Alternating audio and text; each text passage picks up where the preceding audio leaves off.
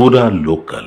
నిన్న విమానాశ్రయంలో స్వయాన కల్వకుంట్ల కవిత గారు ఆమె రాసినటువంటి లేఖ గురించి ప్రస్తావించినటువంటి అంశాన్ని నేను మళ్ళొకసారి గుర్తు చేస్తూ, ఆమె అక్కడికి ఆపకుండా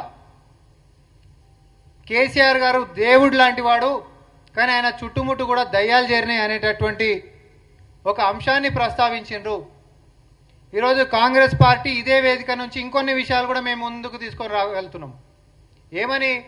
అసలు కన్న బిడ్డ తండ్రితోటి పంచుకోలేనటువంటి పరిస్థితులు, ఉత్తరాలు రాసి మరి చెప్పుకోవాల్సినటువంటి దుస్థితి, మరి ఆ దేవుడి పక్కన ఉంటున్నటువంటి ఏ దయ్యాలు కలిగించినాయి అనేటటువంటిది మనం మాట్లాడుకోవాలి. ఆమె దృష్టిలో, కవిత గారి దృష్టిలో కేసీఆర్ గారి పక్కనే ఉంటూ కన్న కూతురి యొక్క సమావేశాన్ని కూడా జరగనీయకుండా, తన మనసులోపటి మాటల్ని కూడా చెప్పనీయకుండా ఆపినటువంటి అతిపెద్ద దయ్యం ఎవరు అనంటే సంతోష్ రావు.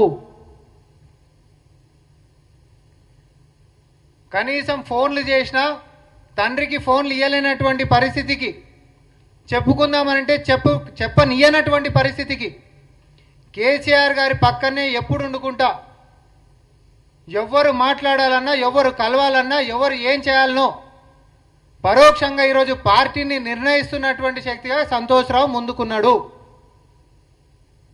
ఎమ్మెల్యేలు పత్రికలు ఈయనక పోతామనంటే కూడా దర్శనానికి ధరలు పెట్టినటువంటి చరిత్ర ఆయన కుంతి అనేటటువంటిది ఇదే మీడియా ముఖంగా నేను చెప్తా ఉన్నా.